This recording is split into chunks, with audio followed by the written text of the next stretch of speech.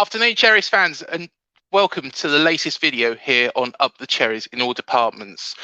During this video, we'll be reviewing the season so far with a special guest. Before we do that, here's a bit about our sponsors, Dental on the Banks.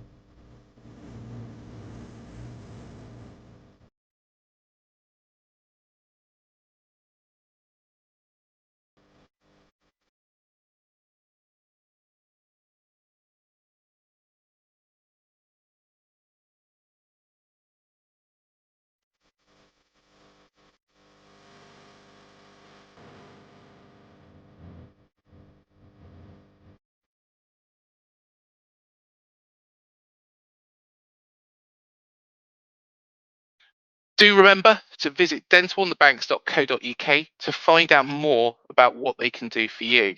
Now, my special guest today is a star of his own popular YouTube channel with detailed analysis on individual clubs, interaction with fans, and even some watch-alongs as well. It's a pleasure to welcome onto the show Benjamin Bloom. How are you doing, Benjamin? I'm all right. Yeah, I have a 2-month-old baby, and I've been out working the last 2 nights. So I must admit, I've looked better. If I can let your viewers know, it's 9:30 on Sunday morning, but I'm very, very happy to be here with my eyes open. I just downed the first coffee of the day, but looking forward to talking some Bournemouth with you, Craig. Excellent stuff. So firstly, I'm an avid viewer, as you probably are aware, of your channel. And I've watched a fair few of the season so far shows with fans of other clubs. Give us a bit of an overview of how happy other sides are with their performance in the Championship so far. That's a great question. So, look, you get... I mean, if you've watched my stuff, I always say, please leave your bias at the door. You get kind of a few things that a lot of fans say. So, for example, most fans think that their team have had a bad lot of injuries, if you know what I mean. Most teams think that they've had it worse than everybody else. So that was a popular comment. You know, I sort of did 5 or 6 of them, and it was like, oh, yeah, we haven't been able to get our first team out. And you immediately start to go, hang on a minute, everybody's saying that. There's been 1 or 2. Dana, the Middlesbrough fan, was particularly sort of not happy. I'm trying to think. Generally, everybody was either okay with what was happening or was optimistic. But that's football fans in general, isn't it? They're always going to see the glass half full. And my own take on it, Craig, is I'm looking at the moment, and there's not a hell of a lot of teams where, maybe outside of the sort of 2 or 3 of the top 5, where I kind of think, all right, you're where you're going to roughly finish. I think there's 5 or 6 teams in the top half who are pretty happy to be there, and if things changed, would not be happy. And I think there's a few teams in the bottom half that. So I think there could be either some switching around or some managers getting fired. Basically, when I look in the bottom half and I see Sheffield United, Borough, Forest, Swansea, Cardiff, I think they all think that they'll ultimately be higher. And I look in the top half and, kudos, Coventry, sensational. Their fans will think they might drop off a couple of places. And then, look, Huddersfield, Blackburn, Bristol City, Reading, Blackpool as well, would all be pretty happy with where they are. So, yeah, a lot will change, I'm sure. And I know that you had Lee Charles TV as well on your show. And one of the first things that we spoke about was how happy they were to be back in the Championship after such a long time out, with, of course, the Oystons and the drama that was caused by them. How happy they were, but they've had a fantastic start to the season. Started fairly slowly, but built themselves up, haven't they? Really. I mean, you would know better than me because they had that comeback, didn't they, They at did. the Vitality, and that was one of the games that. And I'm not saying I predicted, that Blackpool would score 10 points in 4 games. I didn't. I'm not claiming that, but I did look at a couple of their performances, particularly that one against you guys, and the one at Millwall where they're down to 10 men for like 80 minutes, and I thought, oh, okay, this doesn't look like a side that's just going to lose all season, like teams that go down end up doing. So, it's something about that manager as well, Critchley. There's just something there that makes me think that they're going to do all right, aren't they? I don't know what it is. Yeah. I'll watch some more, but I watched them in the playoffs last season, Craig. Very confident. You see a lot of teams in the playoffs. And my team, Ipswich, in the late 90s, we had some brilliant players, and just psychologically, they could not cope with the playoffs. And to see Blackpool, I know Blackpool are excellent in the playoffs; they always win them, don't they? But yeah, there's a real sense of assurance about them. And of course, on the spin side, one of my predictions to actually be up and around the top 6 was Nottingham Forest, who had an absolute terrible start under What were you Chris thinking, Hughton. Craig? Yeah, I know. I was very surprised, and one of the things that was flagged up by one of the guys who come on this channel, Mr. Dorr, was that they were just trying to grind out 1-0 results. Even last season, it started to tail off, and it seems like that Hughton just wanted to get them ahead and then just sit back on that. And of course, we won 2-1 up there as well, and down to 10 men for a period of time as well. So they were one of the sides that I thought would be up there challenging. Yeah, but never be surprised with Forest, I think, isn't it? And I was the same as you. I thought, oh, Chris Hughton, super smart guy, nice and calm, to go into a club that's not calm, that's always chaotic. And we complained every transfer window, and the Forest fans joined me in complaining, oh, you can't have 8 players in, 10 players out, 10 players in, 8 players out. And they come, they've had a sort of most of a season under Hughton, and you kind of think, right, okay, his quality that he showed at Brighton and Birmingham and Newcastle. I know the Norwich fans aren't too keen on him, but still, he had him halfway up the Premier League, didn't he?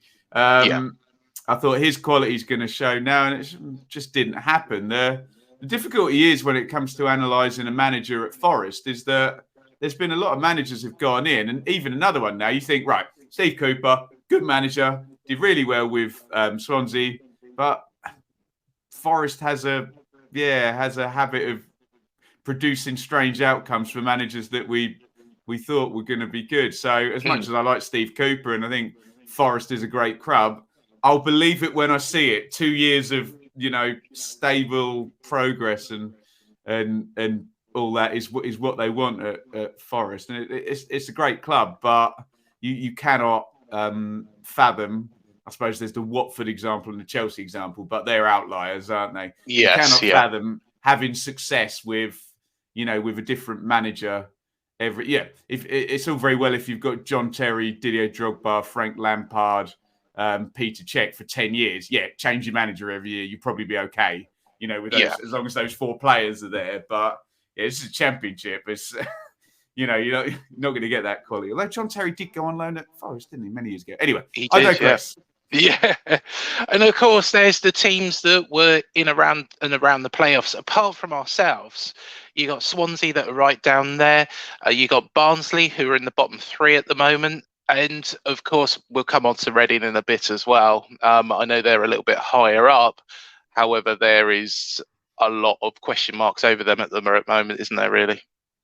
Yeah, I mean, you've got some mitigating factors. And, to bring the Bournemouth conversation in, it's almost like Bournemouth are probably being able to cash in on some sacrifices that they made last summer in that transfer window, where there was a big sense of, right, if we don't sort this balance sheet out now at the start of the 3 years of the parachute payments, we could be screwed. And when we talk about your season, there is a bit of a sense of stability that you made some sacrifices for, 14, 15 months ago.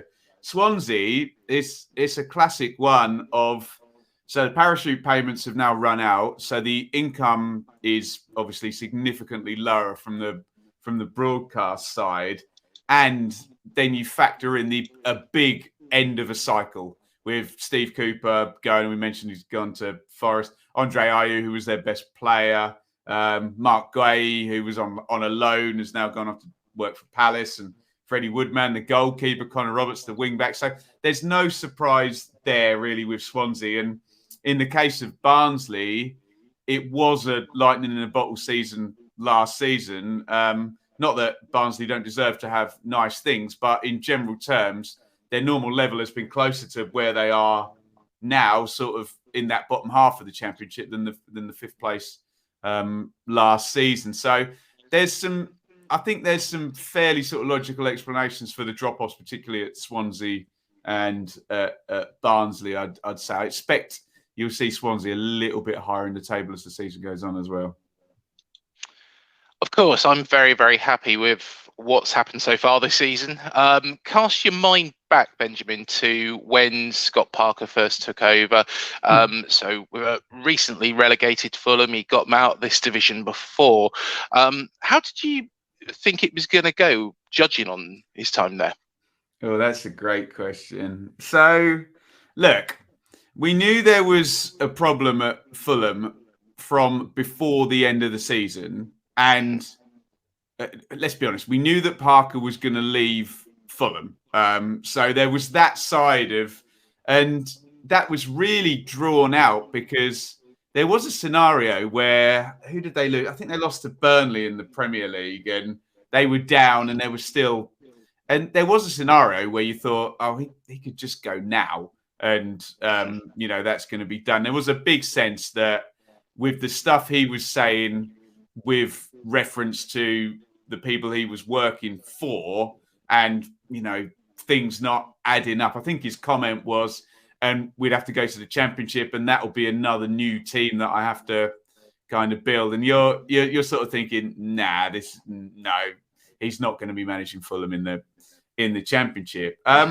So the big thing that I thought would be a problem was how late it went and how, I can't remember the exact date, but it felt like Parker could have gone in at Bournemouth about 6 weeks before he actually ended up being announced. Now, I don't know and I can't speculate.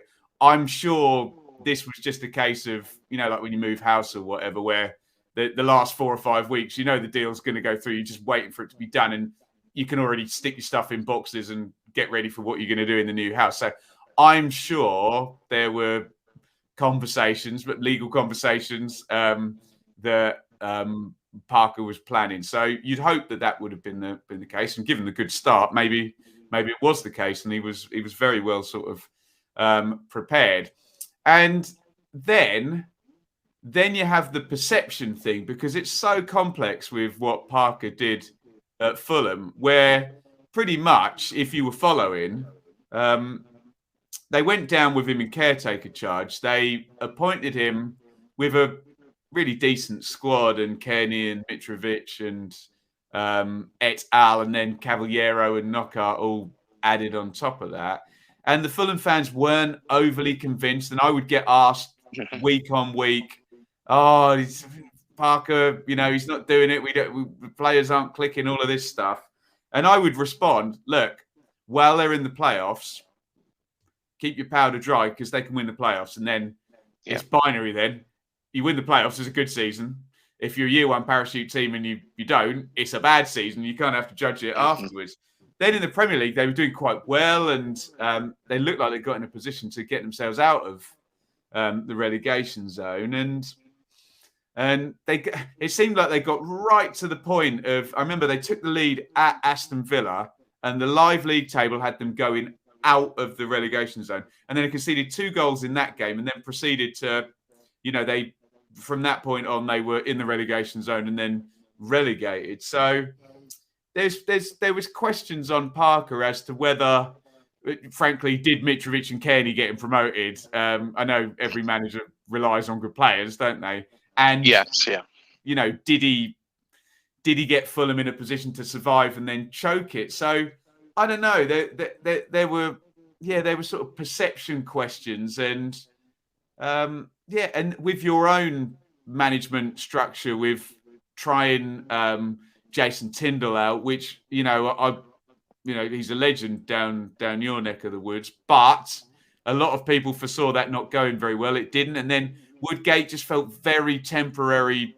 Throw it up in the air, and if he happens to get you up in the playoffs, great. So there's a lot of sides to it that didn't make it a straightforward. In goes this guy, and we'll see how he does. What was your thoughts? Well, Scott Parker, and this is only based on rumours, was wanted by the club when we were relegated from the Premier League. Of course, he got Fulham up into the Premier League, so that was kind of put on the back burner. And I think Jason Tyndall maybe was a second choice at that point. I think Tyndall did well initially. I think he didn't know how to change things from the Eddie Howe reign. So when things started to dip off, because even though we got relegated,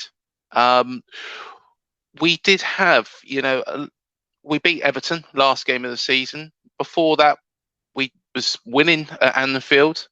We drew with Chelsea the week before. After it was Operation Restart that really screwed us up. But going back to Scott Parker, I was quite sceptical. I think it was Woodgate really, I would have thought that, he would had done enough to have the job, to get the job. But on the spin side, I think Scott Parker has shown everybody here now, what he's made of, and bringing through the youngsters as well, which is something that I wanted to mention with you as well, Benjamin. But I think it's a good appointment, and I think it's an appointment that maybe is 12 months too late. But why, when you've got a team promoted, would you then drop back into the Championship and go on to manage newly relegated Bournemouth with the players like Ake, Wilson? Of course, Fraser was already gone pretty much, leaving the club. No, yeah, totally agree. Of course, I did mention there the emergence of the youngsters. So it's been a massive boost for the side. We've had Zamora come in, Anthony Kilkenny, Ibsen Rossi, who we'd never heard of before. And of course, Mark Travers, who had that one fantastic standout performance against Spurs in the Premier League, but didn't really get any chances because of Ramsdale and Begovic. From what you've seen, what do you make of how Parker has integrated them into the side? Yeah. So you have to give him credit for doing it. But I remember that first game you played against West Brom. A few of the positions he didn't have a choice, did he? No, he didn't.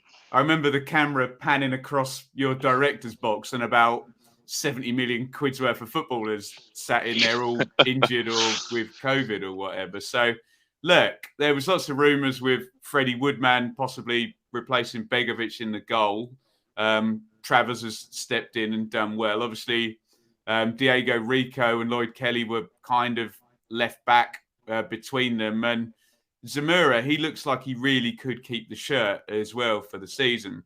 With Kilkenny, I watched the first game and I thought, oh, he looks good. But again, I look at in the background of Billing, Lerma. Billing played in that game, didn't he? But Lerma, Pearson, Cook will come back. So with Kilkenny, it was a bit of a sense of, well, he looks good, but will he be on loan to another team by January? Because, he won't be able to get past the other midfielders. Jayden Anthony's interesting because obviously Dan Juma was so good, wasn't he? Yeah. and you've still got such brilliant with Brooks and Stanislas in those positions as well, and now Ryan Christie. So I think Zamora will probably start the most. No, I suppose Travers goes all the way through now. But yeah, I think Parker needs to be given credit. But at the same time, sometimes you fall on a circumstance that allows you to pop these players in with the inbuilt sort of argument of, well, I had to stick them in and, see who sinks and who swims. But there look some good players, particularly Anthony and Zamura down the same side is really good fun, isn't it? And look, they'll need some help through the season, won't they? They'll need to step out for a few games, or maybe not play together for 5 or 6 games, or what have you. But I think there's enough personnel in the squad to be able to do that. It just depends if you get a nasty injury. I know Stanislas has had several of them. Yes. And Cook as well. It's a long-term one, isn't it? Then, but I suppose the good thing from a Bournemouth point of view is they look like they're ready to go. Can you rely on them? 46 games to get you up? Who knows? But they definitely look good, don't they? Yeah, they do. And the good thing and you mentioned the Cooks there. So both Lewis and Steve played in the 1-1 Arsenal, which was really good, a really good result. So hopefully they'll come back into the fray. I wonder if Steve Cook, though, he can disposition really the back two now. So I think he might have to take a bit of a back seat and wait for any injuries to come along before he manages to get back into the side. But there's so much strength in depth with us that there's a lot of promise. And we didn't see these. When I looked at the start of the season at the side, I thought, oh, crikey, we've got Dan Juma, who might be off. We got Rico, who might be off. We've got Lewis Cook and Steve Cook injured. Brooks had a bit of an injury. Stanislas was still injured. So it's great that we've had such a fantastic start when really we didn't. I was a bit optimistic in my opposition preview against West Brom. I said, yeah, I think we'll finish second. I thought that they were going to win it. I think that was me talking with my heart rather than my head at the time. But thinking about it now, it's looking very, very promising. But one thing that is noticeable is how much success we have playing a 4-3-3 with which we call the Parker press. So pressing teams up high, whereas other sides don't seem to use that formation against us. I know you've mentioned it a little bit there about the 46 games. Can the youngsters sustain that? But can we sustain that sort of high pressing, high tempo sort of game week in, week out for the season? Or is Parker going to have to change things?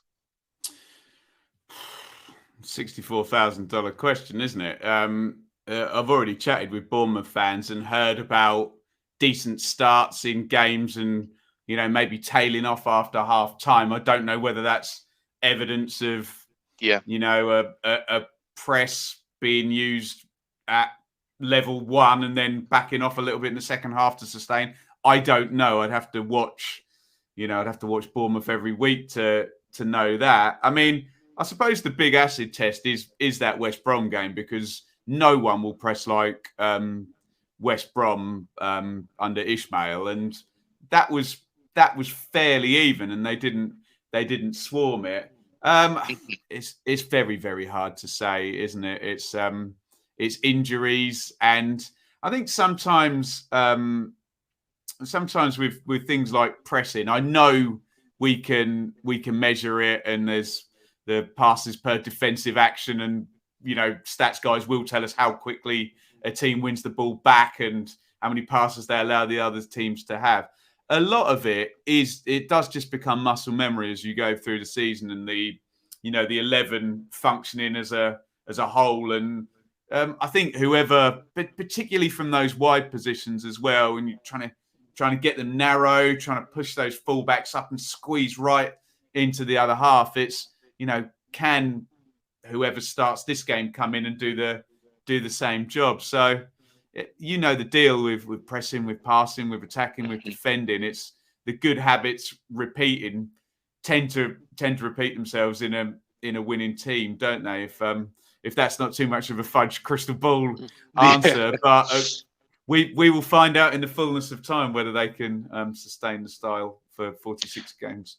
Or maybe 49 if you don't finish in the top two. Well, hopefully it's going to be 46 because there you go. Going through the playoffs again. Okay, yeah, we've got a fairly decent track record in them, but I don't want to put anything to chance, and it depends who else is in there. Who else might emerge through during the season if somebody goes on a good run and we're in a poor run? You might. How many times has it happened before, Benjamin, where teams have dropped out of the top two? A team has really emerged. The big one for me was Crystal Palace years ago, where they just stormed through. I think they were right down by the relegation zone, weren't they? Stormed through the whole league, managed to get themselves into the playoffs, and then won the playoffs. Where I'm trying to think back, there was a team that dropped out of the top two, wasn't there, that season? And in the end, I think it would have been West Ham. I think. That season, if it was Dowie and Palace. But look, people have perceptions, about the playoffs, and I think for fans of a certain age, and believe me, I have studied this, a lot of them are based on the early first 15 years of the playoffs, where they were pretty crazy, and you would get 4-3, 4-2, even 4-4 Sunderland and Charlton in those playoff years. What we've seen in the last 15 years or so, and this will probably be music to a Bournemouth fan's ears, is generally we don't get surprises in the playoffs as often as we used to. It's more often than not, third place will do the business. More often than not, the favourite, either third beats sixth, fourth beats fifth, and then you get to the one-off game. So in terms of, I don't know, a Bournemouth dropping to third and then you tell me Blackpool shooting through into sixth. I would suggest the evidence tells us, look, you can always get a crazy season. You always can. Yeah. I think the evidence tells us that now teams are so well coached. Everything's there's a number for everything. Everyone knows where every player's been on the pitch. And I think the wild 90s, as I call them, in terms of the playoffs, I think is less of a thing. But there you go. Watch Millwall win the playoffs now, winning 5-3 in the final or something. Said that. But generally, the surprises have become less and less in the playoffs would be my analysis. And you can find a video on this on my channel. Excellent. There we are, a little plug as well. And hopefully it's not Blackpool, considering their record in the playoffs. Stop it. As well. Right. So, sorry, Lee. I don't want you in there. So when we've moved away from that 4-3-3 style, despite beating Barnsley 3-0, we've drawn 0-0 against Hull and Peterborough. And we mentioned as well the 2 with Blackpool. We've drawn against all 3 of the promoted sides. Normally sides suss teams out, so what we actually do on a weekly basis. But it seems the other way with us. When we try something a little bit different, we come unstuck. Is there a danger of us becoming too comfortable with the one formation? And does Parker maybe need to mix it up a little bit in games to make us a bit more unpredictable and mean that, if we have to play those formations, that we know what we're doing? Well, that was the problem at Fulham, is that they were wedded to that one system. And the key word, honestly, was speed. It was how quickly they did it. And as soon as Fulham... Look, everyone knows if you're Bournemouth, you're in the Premier League for years, you're in the year 2 of the parachute payments, you've got some really good players.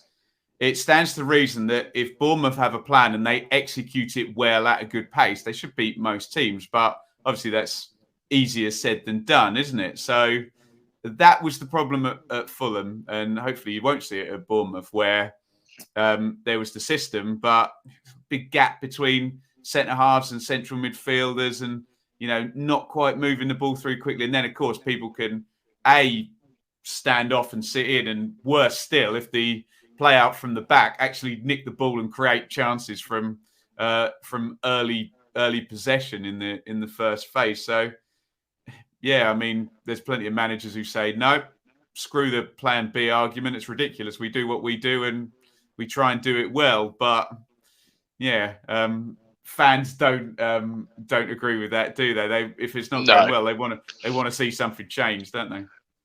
Yeah, most definitely. What other sides do stand out for you at the moment, Benjamin? So from those teams around the league, is there anybody that you feel you could earmark at this point in time who are going to come through and really emerge as contenders? I mean, it's boring, but this is the financial landscape we live in. You have to look straight away at the year one parachute team. So Fulham are in there, a little bit spotty. You know, they're obviously 5 points behind you guys, but they're the top scorers. West Brom are obviously in second position, and you know they seem to have got that style down straight away that Ishmael played at Barnsley. The worry for everybody, I guess, playoff-wise, would be if Sheffield United click. I mean, they're 14th, so they're away back. They're 6 points back. You know, if you bang out 20, 22 points over 10 games, which Sheffield United are capable of, up they go. QPR, who you beat, didn't you? Yeah. Good side. Stoke, who have screwed me over in my predictions many times. Coventry are the big surprise, so good luck to them with that perfect home record. Can they stay in there? Who knows? And then it could be a door ajar for someone who's up there. But no, I don't want to patronise these teams. Huddersfield, Blackburn, Bristol City, Reading, Millwall, Blackpool, Luton. Are they playoff teams, or would they be happy to be in that top 10? So. And you do say about these supposed big clubs who are a bit lower down, yeah, Sheffield United, Borough, Birmingham, Forest, etc. Once it goes, we're at game 11. Once it goes to game 15 or 20, it's a long, long way back. I know you mentioned Palace, but you start to think, well, who's going to get above these teams in the top 6 at the moment? So. Yeah, particularly from a Bournemouth point of view specifically, you're looking at those 3 year one parachute teams and saying, if you can get above 2 of them, there's a fair chance you'll be in the top 2, 3 minimum. Yeah. And that's then you're looking at Stoke, Coventry, QPR, who are that everything's got to go right for them. They've got to have a real fair wind all the way through, no injuries against those resources of those ex-Premier League teams. And of course, we've recently played Sheffield United as well, and they were the first team to go ahead in a game against us. Yeah, I didn't realise that. Yeah, we reacted very, very well, and the penalty was a little bit lucky. I did question whether or not it was inside the box. It was could have been a red card by the same token. They couldn't have serious foul play. So yeah, it swings and roundabouts, isn't it? Yeah, so I didn't think there was that much contact until I saw a picture that of Dominic Solanke's leg as well. It looked so it that, didn't it? Nasty, bit of a nasty mark on there as well. But it's a great start to the season for us. 7 wins, 4 draws, 3 of those against the promoted teams and 1 against West Brom. How many points do you reckon is going to be enough this season? I'll give you my damned lies and statistics. So my stats tell me that on the basis of the past 10 years, if you score 85 points, you'll finish in second place. Obviously, you could get a higher year or a lower year, but generally, you're looking at 72. People always think it's higher than that, but it's not. 72 will genuinely get you above, or generally, get you above second place. 85, unless, and this is what you don't want to happen, and the way league tables tend to work as kind of organisms is a 3-horse race normally drives the points total really high at the top. Once it becomes 4 or 5 teams, obviously by definition they take points off each other. So that then actually brings the total down at the top rather than, and I mean, I'm trying to remember, the year you guys went up 14-15, there was 7 or 8 teams. I remember well because Ipswich were one of them. And I think Wolves possibly missed out with like 78 points or something. I've just said 72 for the pubs. So it depends how many teams go racing away. And obviously, the ultimate scenario is it's a one-horse race and away you go. If you're a Bournemouth fan, you hope that that's the one horse. The more horses in the promotion race, the worse news for Bournemouth, and the lower the total goes, but the harder it is. It's very, very interesting how these things work together. But look, if you're above 80 points, you're looking very good. If you're anywhere near the 1.92 points per game, which you're well over at the moment, but remember, things will drop. It's hard to sustain. I mean, you're miles over it at the moment, 25 points from 11. So, and again, like I was just saying about teams chasing, you get to a point where, if that 25 points in 11 games turns to, 43 points in 20 games, you do start to say someone has to come on a hell of a run to get past you then at that point. So make hay while the sun is shining is all I would say there. But remember, people like me sit here for ages making points projections. It's irrelevant to a certain extent. It's a race. You just got to finish ahead of who's there. And if everybody loses their last 5 games and you're still in second place, you win the race. So sometimes we sit here obsessing about points projections and what you do and you don't need. And then the bottom 6 all starts winning for the last 10 games. And we saw it in 2019, 2020, where West Brom fell over the line and Leeds zoomed off into the distance. And you had Charlton getting relegated with 49 points. So it's a race. Just get over the line with however many points it takes, yeah? But one thing that does excite everybody down here, could we actually get the record points total this season? I wouldn't have thought so. No, I mean, you talk about a lightning in a bottle season. What is it? 106. Christ. Look, 106, that was Reading. So you would basically need to knock out, I mean, God, what is that? That's 2.2, 2.3. You'd basically need to go the entire season the way you've done the first 11 games. And I remember that Reading side. So you're looking at no injuries, no dips in form, and probably at one point you'd have to win 8 to 10 games on the trot. It's an incredible total, isn't it? 100. Oh, it is. 106. So look, remember, you could score 20 points lower than that and still be pretty much promoted. So no, I fear it may be a long, long while because you look at the type of team that is going to score those points. It's either going to be a team that's relegated from the Premier League and keeps basically all of their squad and just is too good for the league, or that real click, maybe a team that's lost in the playoffs a couple of times. But teams don't tend to be able to keep their players anymore season to season and build a 106-point team with the financial state of the world at the moment. It's, if you're not being promoted, look at Dan Juma, look at Ake, Wilson, Fraser, you listed them all off. You don't get to keep those players if you don't get promoted. And maybe when Steve Coppell and Reading did it, maybe you could build a team there. But hey, fan-led review, Tracy Crouch, financial reform. Maybe it can happen again in the future. But you guys know, as Bournemouth fans, you got to sell. You got to keep the finances looking good and just have the best team you can, rather than building up a team like you could maybe in the past before FFP was a thing. I've worked out we can get to 130 if we want every single game. Look, that's not going to happen. But look, that's the standard Reading have set. So 130. So straight away, if you draw 10 of those, you've lost 20 points. It's an incredible total, isn't it? I wouldn't worry about that until 10 games to go if you've already got 85 points at that point or what have you. So, yeah. There we are, guys. We can only drop another 24 points.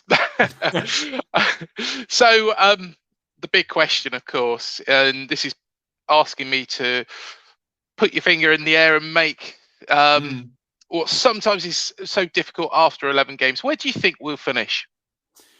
In the top 6 for sure. And then, yeah, because you have to analyze what are Bournemouth going to do and what are everybody else going to do. And there are a couple of teams who are capable of, and Bournemouth are one of them, frankly. There's a few teams that are capable of, if they get going, scoring 90, Norwich did 95, 97 points, and no one's going to catch them. And Bournemouth are capable of that. Fulham are capable of that. West Brom are capable of that. Sheffield United, with their start, probably aren't. And those are the richest, most, best quality squads. You don't see a Coventry, Stoke, QPR. You think with a fair win, and a decent total and a bit of a bun fight between everybody else. So I think if Bournemouth were to finish outside the playoffs, everyone would be hugely disappointed. I think the playoffs, especially with 25 points from first 11, look like a minimum. Yeah. The good news for Bournemouth is West Brom are really pushing, but is there fallibility in Fulham? We all know if Fulham click with Carvalho and Mitrovic and Marco Silva, that probably be too good for Bournemouth, won't they? With that Harry Wilson, with that squad, but they haven't yet reached that. Although there's been times in games, when they went to Millwall and thrashed them, and Huddersfield 5-1, Birmingham 4-1. So it just depends. You could be very unlucky and be in the wrong place at the wrong time, and Fulham and West Brom both steam towards 90 points. You just can't live with them. And then can you win in the playoffs? So I think I'll go back to a comment I made earlier. Hopefully, from your point of view with Bournemouth, the sacrifices you made, going with Tyndall and shifting out Ake and Wilson and Ramsdale, and that you're now able to bring in Christie to join Pearson, who came in. Solanke's a goal scorer. Lerma's excellent. Got Cahill with the experience. Keep that 11 fit, and there's an automatic chance. But if Fulham and West Brom go, it might be tricky, mightn't it? But look, you should definitely be in the shake-up again when we get to May. And if you don't go up automatically, you'll be a pretty strong favourite in the playoffs, which I've told you are never a surprise anymore, are they? Well, I hope they're no surprise if we do end up in them. But yeah, still hoping that my prediction for second is right. I mean, it looks good at the moment, doesn't it? It does. It does. And the other team I said was West Brom. So, of course, there you go. You just got to worry about that headroom that Fulham have got, haven't you? Because at the moment, if you were to analyse Bournemouth and Fulham together, you would say Bournemouth, big thumbs up, playing right at the top of their potential. You would say Fulham, probably got another gear. So, if you get a drop off from Bournemouth and Fulham start going, then that's a big, horrible rival, isn't it? Yeah, definitely. And especially with the Scott Parker situation as well. They will definitely want to get one over on us. I would love it if we beat them. Yeah. Yes. I would love it if we beat them. Of course, moving away from ourselves, Derby's point deduction and, of course, Reading's impending one. Is it fair on the fans? Do you sympathise with them? Are you angry? Or do you feel that the clubs deserve their punishment because of what they've done and flouted the rules? Look, all of those things are true in some way, shape or form. Is it fair on the fans? No, of course not. What have they done wrong? Turn up and pay their money, wear the shirt, wave the scarf, support their team. They've done nothing wrong. Do the clubs that have owners that have tried to gamble and, if you come from a very stiff, unsympathetic, unempathetic point of view, then fine, yes, there are the rules and they've tried their damnedest. I happen to believe the system's completely broken, and you will know with terror in the back of your mind as a Bournemouth fan, if you're still here when those parachute payments have run out and the system still stays the same, it becomes very, very hard to transition to not paying people 40 grand a week and paying them 10 grand a week. And whilst every 3 years, 3 teams that are ultimately much richer than you now come down. I think there's got to be change in the system. But yes, of course, Mel Morris made mistakes. The Reading owners have made mistakes. Yes, the fans are unlucky. But we can be very juvenile sometimes as football fans. And no, you tried and gambled and you failed. That's not helpful at all. We need to fix the system and have a far more equitable distribution of money that takes away cliff edges between Champions League teams and Premier League teams, regular Premier League teams and non-regular Premier League teams, parachute teams and non-parachute teams, teams that have come up from, there's cliff edges everywhere. And yes, I accept that a team that performs well on the pitch, a team that sells more shirts than everyone, a team that gets more eyeballs watching on Sky TV, give them more money, fine. But don't give, and I'm not having a pop at Bournemouth or Fulham or Sheffield United, I don't believe that a year one parachute team should get five times the amount of money. So take, for example, Brentford, who consistently finished in the playoffs the past couple of years, would have been receiving £7 million TV money. And then down come, who was it last season? Norwich, Watford and Bournemouth, who would have got 45 million. There just seems too big a gap. And yes, I understand the argument. Bournemouth have got tons of liabilities. They've been in the Premier League, had to pay the players to change. I get it. We've got to remove the cliff edges, though, so a Bournemouth can come down and not have to either panic, gamble, sell everybody. It's a system that's riddled with tripwires and cliff edges, and it's too simplistic to sit here and say, you gambled, Mel Morris, and you failed. You deserve everything you get. That's just very basic logic. And if that's the extent of the conversation, then I don't want to chat with that person. We need to have figure out how we distribute the money. And yes, if Manchester United have got a worldwide fan base of hundreds of millions, of course, let them spend their income. Fine, we get it, but let's distribute this TV money and share and get the Premier League and the EFL interacting a bit better. Rant over. The last thing I wanted to ask you about was Ipswich. So yeah, that's the last question. What is going on? Well, I mean, you will remember being in a promotion battle with us in 14-15, and again, we can go back to what we've just said about the system, where essentially Ipswich had an owner who came in at a time where all of a sudden having 100 million in the bank didn't seem to make that much difference with FFP and everything kicking in. And look, I know certain people say certain things about how Bournemouth financed their promotion and essentially blew through the FFP, and it is what it is. That was the system. They got fined and then they stayed up years and years. Ipswich never did that. And then just gradually, I think he realised, oh God, in order to challenge, I've got to do what essentially maybe Bournemouth did or Wolves did. And by the way, the setup is against a club like Bournemouth being able to challenge, and feels like that's the only way to just blow through. And, with a sort of smaller commercial incomes and gate receipts like Bournemouth obviously had at Dean Court, challenging at that time. But I think in the end he just thought, look, I'm not prepared to do that and gamble and potentially be where Mel Morris is now with Derby, and unfortunately the club, kind of Newcastle of League to the Championship really, and just in the end dropped off. Down in League One now, new owners. Hopefully things click. Haven't started well, but some signs of picking up, and hopefully we can start to.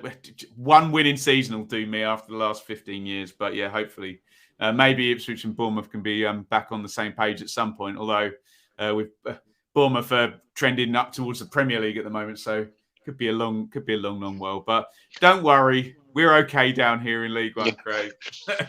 Well, hopefully you'll be back in the Championship before long. But thank you so much for coming on this show today, Benjamin. It's been an absolute pleasure talking to you, and all the very, very best for the channel. And do give us a quick plug.